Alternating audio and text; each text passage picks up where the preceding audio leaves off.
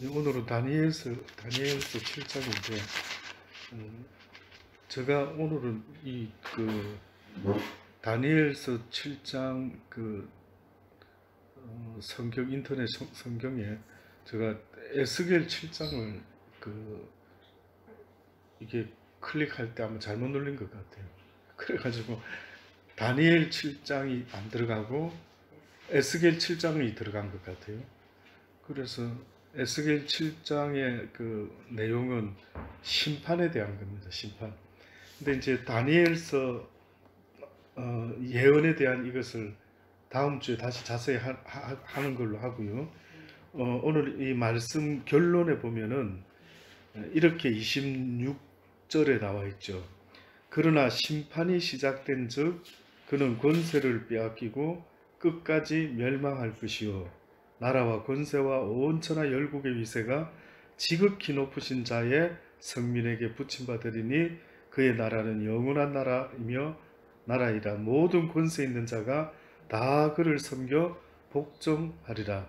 이 말이 그 말이 이에 거친지라 나 다니엘은 중심이 번민하였으며 내 낯빛이 변하였으나 내가 이 일을 마음에 감추었느니라. 다니엘이 이렇게 마음에 감춘 어떤 내용이 뭔가 이래 보니까 어떻게 보면은 하나님의 심판에 대한 그 두려움과 의미가 그 사람의 그 마음에 오히려 말하지 못하게 하는 그런 두려움이 있었던 모양입니다. 근데 심판은 시작이 된다라고 이렇게 이야기를 했지만은 성경은 심판이 어떤 의미의 뜻이 있는지를 쭉 말씀하고 있습니다. 첫째, 심판의 목적이 있다면 그거는 나를 사람들이 여호와인 줄 알게 되리라. 이것이 하나님이 심판을 두시는 첫 번째 목적이라고 볼 수 있습니다. 심판이 어떻게 보면 없으면은 그것은 하나님이 아니시다. 하나님은 알파와 오메가가 되셔서 우리 인간의 모든 것을 다 알고 계신다고 하지 않으셨습니까? 그러니까 전능자가 인간을 창조했다라고 하는 그 말 속에는 인간을 심판할 것이다 라고 하는 의도가 뜻이 담겨 있습니다. 다시 말하면 하나님이 인간을 지었을 때에 네 멋대로 살다가 와라 라고 지은 것이 아니라는 거죠. 심판이 있다라는 말은 전능자가 세워놓은 기준이 있다. 다시 말하면 너희들의 삶의 그 모든 것이 그저 마음대로 사는 것이 아니라 내가 너희들에게 가르쳐준 기준대로 누가 삶을 제대로 사느냐 못 사느냐 하는 것을 볼 것이고 그것이 나중에는 너희들로 하여금 심판의 기준이 될 것이다. 성경은 두 번째로 인간의 무엇으로 심판을 하시는가라고 구체적으로 말씀한 것은요. 너희의 말과 행실로 내가 너희를 심판할 것이다. 그렇게 이야기합니다. 그러니 우리가 살아가면서 행동은 조심하려는지 모르겠어요. 근데 말을 갖다가 함부로 하는 경우가 많이 있죠.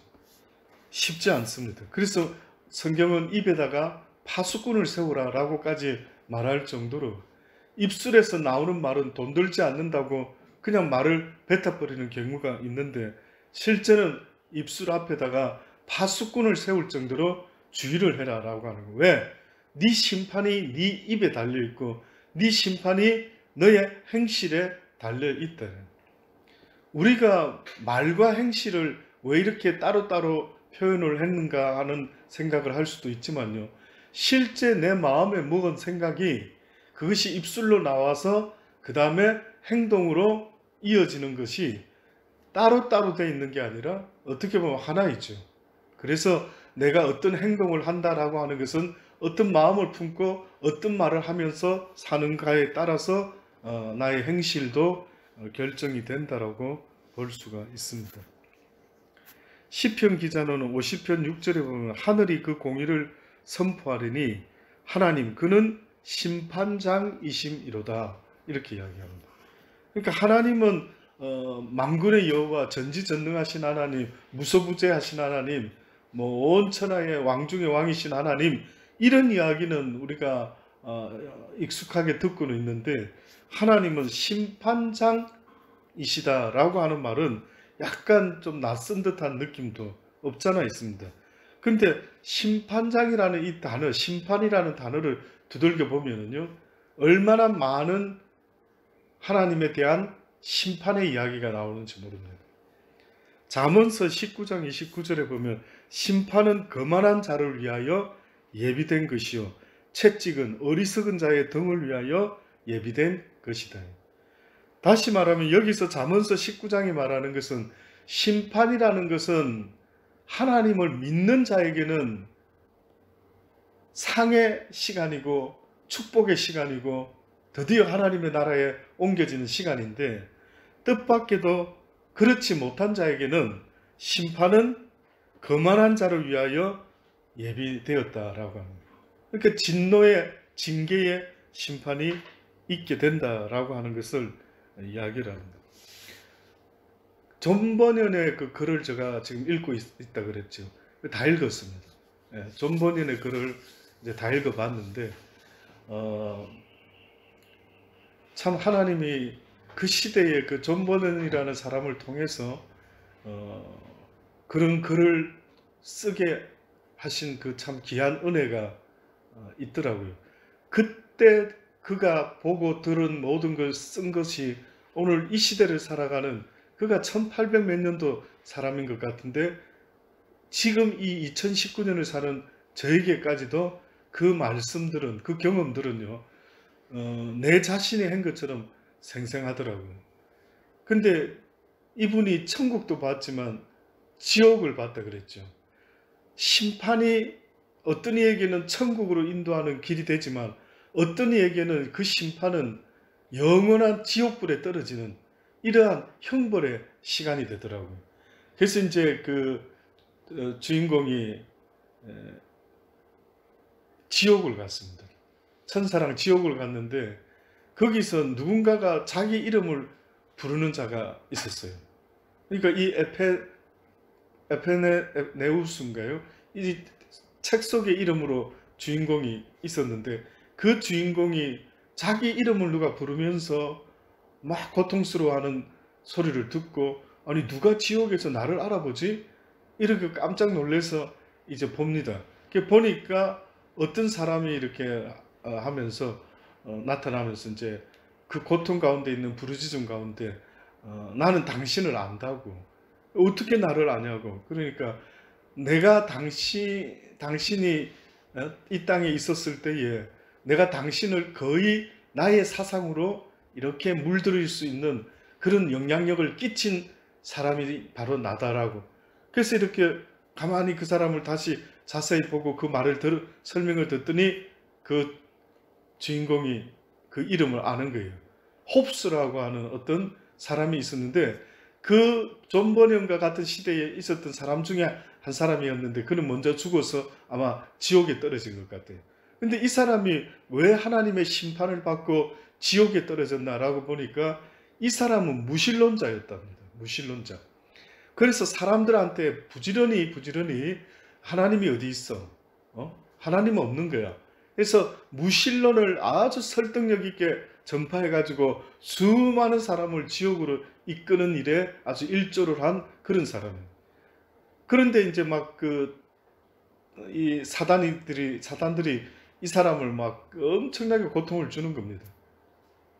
근데 이제 이 대화 속에 특별히 좀 의미심장한, 정말 보통 때는 우리가 어디서 들어볼 수 없는 이야기 한 두 가지가 있는데 그 중에 하나가 뭐냐면은 보니까 칠흑같이 어두움 속에서 뜨겁다고 막 빔을 지르는 거예요. 그러니 이 주인공이 뭐라고 하느냐면 내가 볼 때는 어둠밖에 없는데 너는 왜 그렇게 뜨겁다고 막 소리를 지르느냐라고 하니까 너희들은 육신을 가지고 있는 사람들은 물질을 불이 태울 때는 죄가 되면 다 꺼져버린다. 근데 이 비물질의 세계에서, 영의 세계에서 불은 꺼지지 않는 불이다. 그리고 우리는 세상에 인간처럼 불이 붙어가지고 타면은 죽어버리면 끝이 나지만 여기서는 죽지 못하고 계속해서 불이 붙는 고통 가운데 이게 반복되고 있다라고. 그래서 설명을 쭉 하는 거예요. 이 고통을 자기가 얼마나 고통스러운지. 그래서 이게 꺼지지 않는 불이라는 말이 맞다. 불은 꺼지게 되어 있지 않느냐. 언젠가 불은 재가 되면 다 꺼지게 되어 있지 않느냐. 그런데 이 지옥의 불은 꺼지지 않는다. 영원토록 그냥 계속해서 이 뜨거움이 반복되고 있다라고 하면서 이제 이런저런 이야기를 하는 그런 장면이 나옵니다. 그 사람이 이런 고백을 해요. 이제 그 주인공이 물어봅니다. 내가 정말 당신한테 한번 막 이렇게 만났으니 꼭 물어보고 싶은 게 있다. 뭐냐? 당신은 이 땅에 있을 때 우리들한테 하나님은 없다. 신은 없다.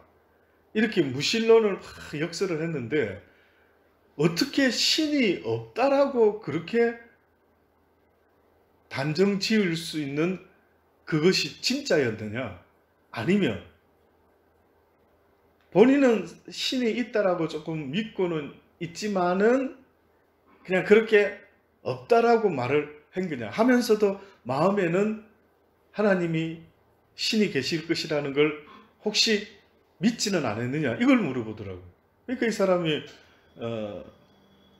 하나님이 살아계심을 당연히 자기도 믿었대요. 신이 살아계심을 믿고 뭐가 저절로 생겨난 게 아니다.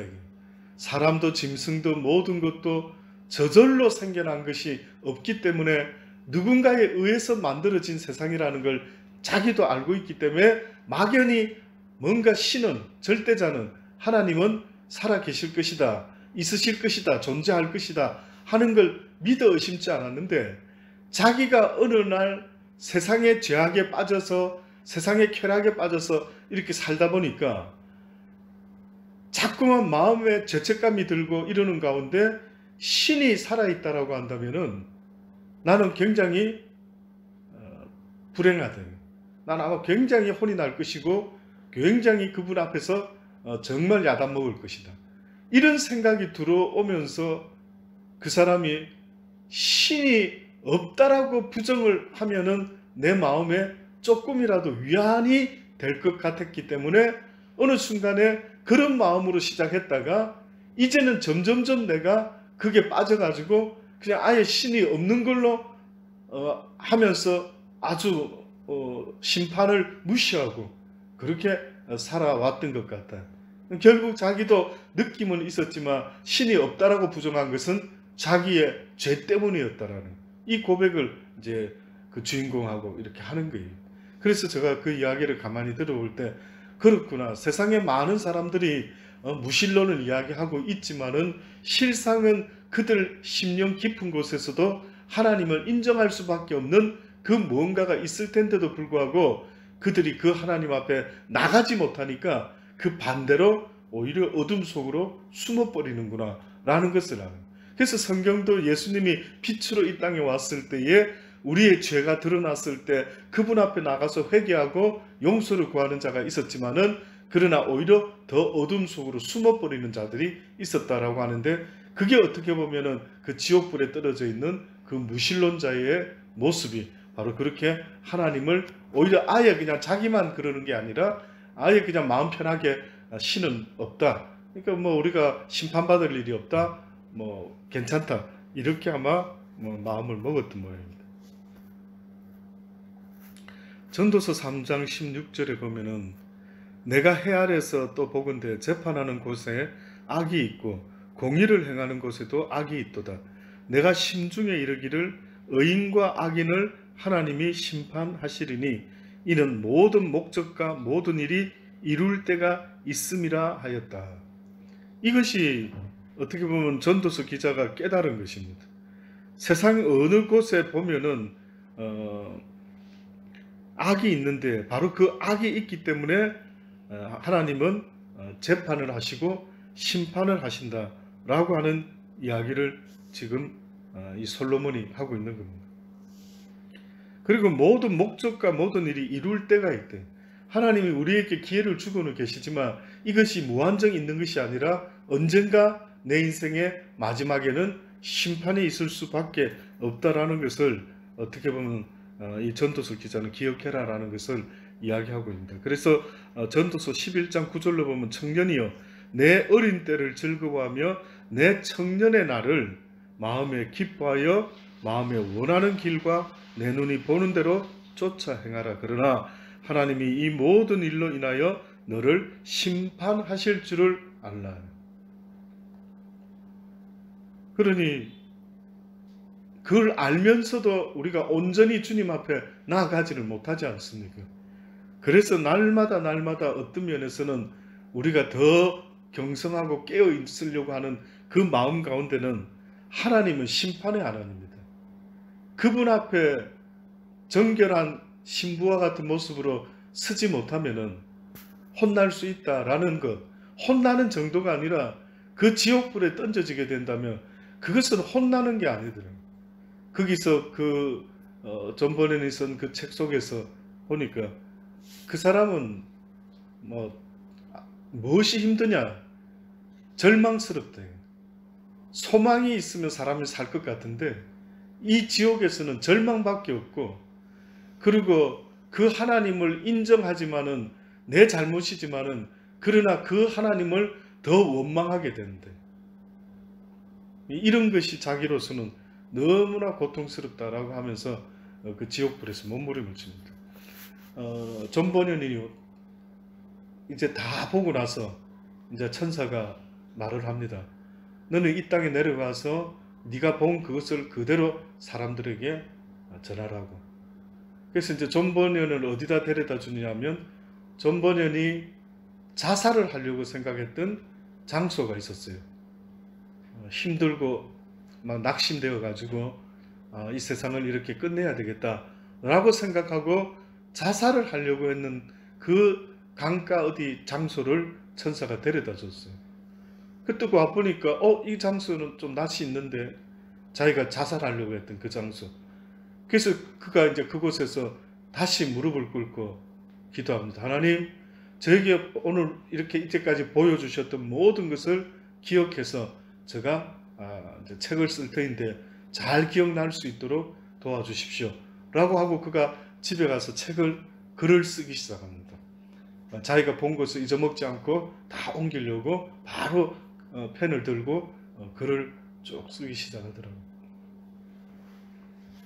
그 사람도 얼마나 그의 일생을 이렇게 마지막에 써놓았는데 얼마나 젊었을 때 타락하고 방탕하고 자기 멋대로 살아왔는지 이루 말할 수가 없습니다. 아마 자살을 몇 번이고 생각할 법도 하더라고요. 근데 그가 뜻밖에도 제가 보니까 아내를 잘 얻은 것 같아요. 아내가 시집을 왔는데 뭘 들고 왔느냐 하면 딱 그 와이프가 들고 온 시집 올 때 가져온 것은 2권의 책이었답니다. 그 2권의 책이 아마 그 당시 때에 사람들에게 굉장히 영향을 끼치는 기독교 서적 2권을 가지고 왔는데 이것이 존 버nen에게 큰 영향을 끼쳤더라고요. 그래서 어쨌든 그가 그 책을 읽으면서 하나님을 점점 발견해 가고 그러던 중에 이제 그러한 경험까지 했어요. 사람들에게 그 글을 쓴 것을 보고 참 저 개인적으로는 보통 막 천국 이야기하면 좀 그냥 화려한 듯하고 막 이런 어떤 보여지는 것에 대한 묘사 같은 정도 있는데 그분은 그래도 그곳에 있는 사람들과 대화를 통해서 자기가 궁금한 걸 물어보고 천국이 어떤 곳이고 뭐 하면서 지내고 하는 이런 것들이요 좀 상당히 관심 있는 사람들에게는 좀 시원하게 해주는 그런 내용들이 없잖아 있는 것 같다라는 생각이 듭니다.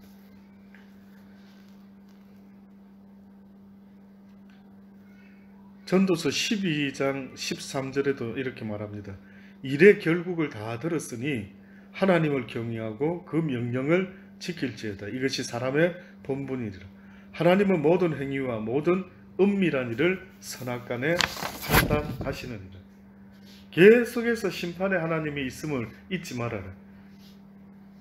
에스겔 7장에도 보면은 하나님의 심판이 있음을 잊지 말아라, 이스라엘 백성들에게 계속 경고의 메시지를 합니다. 그러니까 오히려 그 경고의 내용이 심판이라, 너희들에게 심판이 있다라는 사실을 잊지 마라. 다시 말하면은 시험 기간이 있어서 언젠가 시험 쳐서 그 결과가 나오면 너는 전교 1등, 전교 꼴등 이렇게 결과가 나오는 때가 있다라는 것을 말씀을 하고 있는 겁니다. 이사야 4장에 보면은요, 2절로부터 말씀해, 그날에 여호와의 싹이 아름답고 영화로울 것이요 그 땅에 솟아는 이스라엘의 피난한 자를 위하여 영화롭고 아름다울 것이며, 시온에 남아있는 자, 예루살렘에 머물러 있는 자, 곧 예루살렘에 있어 생존하는 자 중 농면된 모든 사람은 거룩하다 칭함을 얻으리니, 이는 주께서 그 심판하는 영과 소멸하는 영으로 시온의 딸들의 더러움을 씻으시며 예루살렘의 피를 그 중에서 청결케 하실 때가 됨이라 라고 말씀합니다. 주께서 심판하는데, 여기 이사야는 좀 더 구체적으로 뭐라고 표현을 했냐면 심판하는 영이 있다라는 거예요. 하나님은 심판하는, 어떻게 보면 영이시다. 그리고 소멸하는 영이시다. 우리가 성령 이야기할 때 성령은 소멸하는 불이다라고 그렇게 말한 것처럼요, 그 하나님에 대해서 사람들이 잊지 말아야 되는 것은 그분에게는 심판의 영이 있다라고 하는 이야기를 이사야 선지자가 합니다. 그래서 그 심판의 영이 시온의 딸들의 더러움을 씻을 수가 있고 예루살렘의 피를 그 중에서 청결케 하실 수가 있다라고 이야기를 합니다. 에스겔 33장에요. 그래도 내 민족은 말하기를 주의 길이 공평치 않다 하는도다. 그러나 실상은 그들의 길이 공평치 아니하니라. 만일 의인이 돌이켜 그 악에서 떠나 죄악을 지으면 그가 그 가운데 죽을 것이요 만일 악인이 돌이켜 그 악에서 떠나 법과 의대로 행하면 그가 그로 인하여 살리라. 그러나 너희가 이르기를 주의 길이 공평치 않다 하는도다. 이스라엘 족속아, 내가 너희가 각기 행한 대로 심판하리라 하시니라. 사람들은 하나님이 공평하지 못하다라고 하지만 하나님은 공평하시다라는 거죠. 그러니까 하나님은 심판하실 만한 자격이 있으신 분이에요. 저와 여러분은 심판할 자격이 없습니다. 만약에 집사님이 어떤 사람을 심판을 한다 합시다. 야, 저 사람이 킹스크로스에서 있다가 나오는 거 보니까 틀림없이 거기서 술 먹고 놀았겠지. 어떻게 교회 다니는 사람이 그럴 수 있어? 이렇게 심판을 저지를 할 수가 있을 수도 있겠지만은 저와 여러분은 자격이 미달이 돼요. 왜냐하면 심판을 할 수 있는 사람의 자격이라 한다면은 결국은 모든 것을 다 알고 있어야 되는 거죠. 정확히 알아야 되죠. 그래서 우리가 세상 법정에서도 심판하는 그 재판관, 그 사람은 양쪽 변호사, 검사 다 이야기를 들어보지 않습니다. 그래서 이 사람이 죄가 있다 없다를 결정하기 위해서 이 전문가들이 이 사람에 대해서 변호도 하고 이 사람에 대해서 막 고발을 하고 고소를 해서 이건 아주 사형을 처해야 됩니다. 온갖 양쪽의 이야기를 들어보고 그 다음에 부족하지만 그렇게 판단을 하는 거죠. 세상의 법은 검사가 잘하면 죄를 얻게 되고 변호사가 잘하면 죄를 면제받게 되는 이런 상황이라서 이게 과연 올바른가? 라고 말하기는 쉽지가 않아요. 그러나 심판할 수 있는 유일한 자격을 가진 분이 있다면 그것은 바로 하나님이시다. 그분은 모든 인생의 마음과 중심과 생각과 그것까지도 다 알고 계시기 때문에 그렇습니다. 신약 성경의 말씀 하나만 드리고 마치겠습니다. 로마서 2장입니다. 심판에 대한 이야기가 조금 교리적인 느낌이 나는 그런 표현들 속에서 이렇게 좀 길게 써놓은 이야기가 있어요. 그게 바로 로마서 2장 1절의 말씀부터 있는데요. 그러므로 남을 판단하는 사람아, 물론 누구든지 내가 핑계치 못할 것은 남을 판단하는 것으로 내가 너를 정죄함이니 판단하는 내가 같은 일을 행함이니라. 이런 일을 행하는 자에게 하나님의 판단이 진리대로 되는 줄 우리가 아노라. 이런 일을 행하는 자를 판단하고도 같은 일을 행하는 사람아, 내가 하나님의 판단을 피할 줄로 생각하느냐. 여기 지금 3절까지의 말씀에 보면은요, 인간이라는 존재는 판단할 수 있는 자격이 없다라는 걸 말하고 있습니다. 왜냐하면 머무든 개가 머무든 개 나무란다라고 하는 것처럼 지금 여기 말씀은 자기도 아우 저 못된 인간 이렇게 말하지만 내 자신도 그 범주를 벗어날 수 없는 존재라는 것을 하나님이 말씀해요. 그래서 우리는 주제 파악을 해야 됩니다. 그래서 함부로 입을 놀리지 말아야 되는 것 중에 하나가, 다른 사람의 허물이 눈에 띄면은 그것은 곧 나의 허물도 된다라고 하는 사실을 잊어서는 안 됩니다. 근데 우리가 그걸 잘 망각하죠. 저도 젊었을 때 어떻게 보면 지력이 조금 셀 때는 막 판단력이 팍 판단이 들어오고, 아우 저거 저러면 안 되는데 저러면 안 되는데 왜 저러고 막 이런 것이 굉장히 빨랐던 것 같아요. 그러나 지금 돌이켜 보면은 정말 하나님이 야, 네 주제는 알아라. 그래, 남의 눈에 있는 들보는 잘 보면서, 티는 잘 보면서 네 눈에 있는 들보는 어찌 알지 못하느냐. 뭐 이렇게 말씀하는 것 같은 이것을 깨닫게 되는 거죠. 그래서 어떤 면에서는 우리가 다른 사람을 뭐 어떻다 저떻다 이렇게 말할 때 쉽게 그렇게 함부로 말할 수가 없다. 어떤 사람이 저렇게 이해가 안 되는 행동을 했다 할지라도 그 사람 입장에서는 이유가 있을 거 아닙니까? 제가 저희 세 아들을 키우다가 어떤 아들은 왜 저렇게 행동하지? 왜 저렇게 말하지? 저렇게 안 했으면 좋겠는데 있죠. 그러나 그 아이 입장에서는 또 그럴 수밖에 없는 그의 생각과 뭔가 고민이 있지 않았을까요? 그래서 제가 자식 셋을 키워보면서요, 가장 어려우면서도 이게 정답인 것 같습니다 하는 것은요, 그 아이들의 잘못된 것을 물론 지적도 해주고 권면도 하지만은 판단하고 정죄하는 것보다 오히려 그들을 긍휼히 여기고 하나님께 기도하면서 기다려주는 이 마음은요, 참으로 저도 그래 줬으면 좋겠어요. 저한테 하나님이 저를 대하실 때 그렇게 해줬으면 좋겠어요. 근데 저는 막 판단을 했는데 하나님이 하시는 말씀은 내가 너도 그렇게 판단해 주리라. 네가 그렇게 긍휼 없는 말을 함부로 하고 네가 그렇게 용서 없는 말을 함부로 하니까 나도 너를 그렇게 판단해 주리라. 그러면 살아날 길이 없는 거예요. 그래서 우리가 잊지 말아야 되는 것은 자비와 긍휼의 마음, 이것이 어떻게 보면 그리스도인이라는 사람들이 가져야 되는 그러한 성품이다 라는 것을 성경은 말씀하고 있죠. 4절 이어서 4절에 보면 혹 내가 하나님의 인자하심이 너를 인도하여 회개케 하심을 알지 못하여 그의 인자하심과 용납하심과 길이 참으심의 풍성함을 멸시하느뇨. 다만 내 고집과 회개치 아니한 마음을 따라 진노의 날 곧 하나님의 의로우신 판단이 나타나는 그날에 임할 진노를 내게 쌓는도다. 하나님께서 각 사람에게 그 행한 대로 보응하시되 참고 선을 행하여 영광과 존귀와 썩지 아니함을 구하는 자에게는 영생으로 하시고 오직 당을 지어 진리를 쫓지 아니하고 불의를 쫓는 자에게는 노와 분으로 하리라.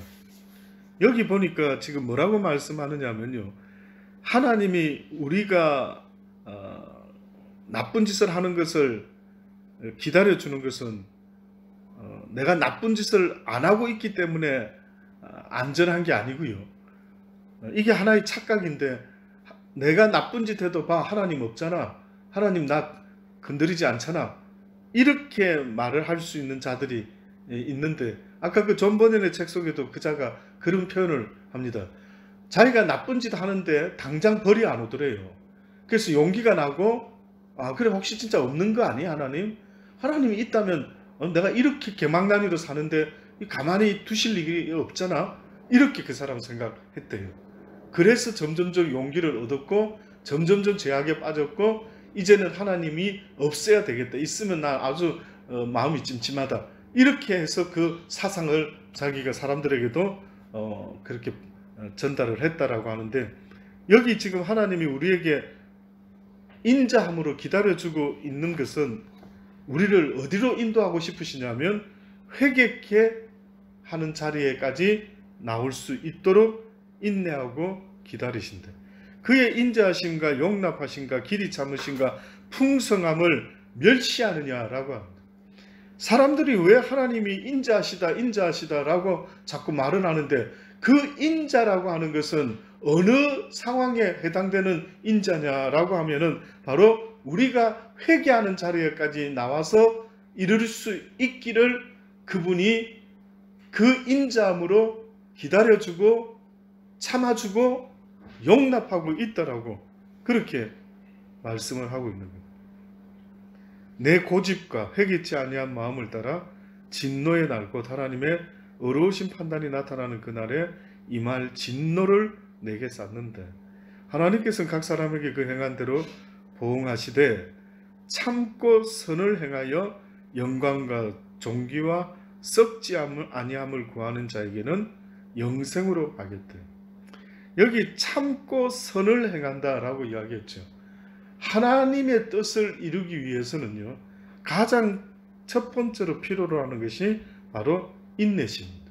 사랑은 오래 참고라고 이렇게 말했던 것도 하나님의 선한 뜻을 이루기 위해서는 이 땅에서는 가장 첫 번째 필수 조건이 바로 인내하는 것.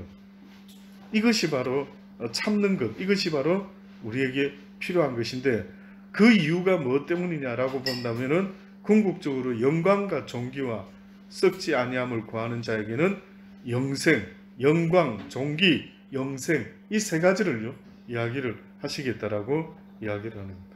악을 행하는 각 사람의 영에게 환난과 공고가 있으리니 첫째는 유대인 또 헬라인, 선을 행하는 각 사람에게는 영광과 존귀와 평강이 있다라고 이렇게 나누어서 설명을 했어요. 악을 행하는 자, 나쁜 짓을 행하는 사람의 영은요 환난과 공고가 있다라는 겁니다.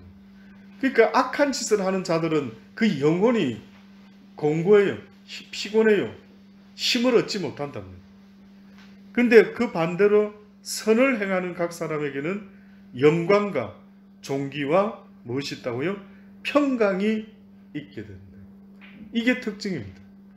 그래서 우리가 지금 이게 하나님이 이 일을 기뻐하십니까? 기뻐하지 않습니까? 라고 궁금해하는 분들이 있는데, 그 중에 첫 번째 기준이 된다는 것은 내 심령에 평강이, 평안이 있는가 없는가를 어떻게 보면 돌아보면 맞을 것 같아요. 그래서 하나님이 인도하는 길은 평강이 있는데, 억지로 내가 내 욕심을 위해서 무슨 일을 시작할 때는 그것은 평강이 있는 게 아니라 걱정과 근심과 불안이 오히려 있을 수 있다는 겁니다. 무릇 율법 없이 범죄한 자는 또한 율법 없이 망하고, 무릇 율법이 있고 범죄한 자는 율법으로 말미암아 심판을 받으리라. 이스라엘 백성들은 이 후자의 경우입니다.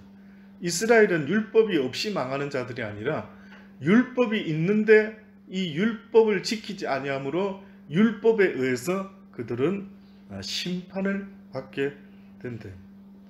하나님 앞에서는 율법을 듣는 자가 의인이 아니오 오직 율법을 행하는 자라야 어렵다 하심을 얻으리라. 다시 말하면은 율법을 배웠다 해서 그들이 의인이 되는 것이 아니라 율법을 배운 것을 지켜 행하는 그 순종의 삶이 있어야 그 사람들이 의인이 될 수 있는데, 이스라엘 백성들은 그렇지 못했습니다. 그래서 이스라엘 백성들은 다니엘에게도 또 에스겔에서도 계속 그렇게 하나님의 심판이 있음을 잊지 말아라 라고 경고의 메시지를 받고도 불구하고 그들이 결국은 바벨론의 70년의 노예 생활을 하게 됩니다. 율법 없는 이방인이 본성으로 율법의 일을 행할 때에는 그 사람은 율법이 없어도 자기에게 율법이 되나니, 이런 이들은 그 양심이 증거가 되어 그 생각들이 서로 혹은 송사하며 혹은 변명하여 그 마음에 새긴 율법의 행위를 나타내는 듯. 율법 없는 시대의 사람들, 하나님을 잘 모르는 시대의 사람들은 어떻게 심판을 하십니까? 라고 할 때에 성경에서 답하는 부분이 바로 이 부분입니다. 성경에서 유일하게 어떻게 보면 율법이 없던 시대의 사람들이 살다가 죽었는데, 그럼 그 사람들은 무슨 기준으로 심판을 하십니까? 라고 했을 때 그들의 양심이 기준이 된다. 그러니까 하나님은 참 신기하게도 심판을 위해서인지는 몰라도 어떻게 보면 우리에게 양심이라는 것을 줬기 때문에 우리는 스스로 알아요. 내가 이러면 안 되는데, 이러면 안 되는데 하는 그것이 우리의 본능 속에 심겨져 있어가지고 그 사람은 양심적으로 살았다라고 할 때 오히려 그것이 율법이 될 수 있고, 또 그것이 하나님 보시기에 합당하다면은 그는 오히려 의인으로까지도 될 수도 있는, 그러나 과연 그런 사람이 몇이나 있을까? 그게 궁금하죠. 그래서 사람들 볼 때는 양심적인 것 같지만 보지 않을 때는 또 비양심적인 사람들이 얼마나 많겠습니까?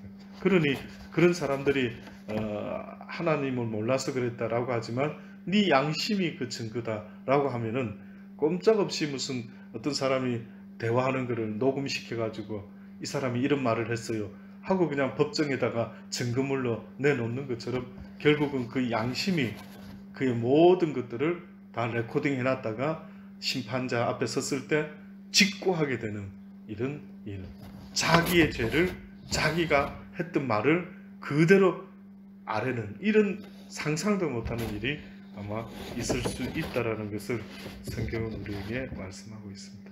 아무쪼록 우리가 살아가면서도 좋은 것만 생각할 수도 있겠지만은 또 내 마음이 불편하다고 심판을 생각 안 하고 싶을 수도 있겠지만, 그러나 그거는 내가 생각 안 하고 싶다고 해서 되는 것이 아니라는 사실을 잊지 마셔야 됩니다. 그래서 오히려 준비되어 있는 자는 심판의 자리로 기꺼이 아멘 주여 어서 오시옵소서, 어서 당신의 심판이 이루어지기를 원합니다 라고 고백하는 사람도 있지만, 또 준비되지 못한 사람들은 더 숨어버리고 하나님이 어디 있느냐라고 또 외치게 되겠죠. 그래서 저와 여러분은 살아가는 날 동안에 그 심판의 하나님을 기억하며 또 사람들에게 그렇게 살아서는 안 된다, 생명을 주신 전능자가 언젠가 심판하시는 날이 있다, 그날을 기억하라, 이것이 또 우리가 해야 될 전도다라고 생각이 듭니다. 기도하십시오.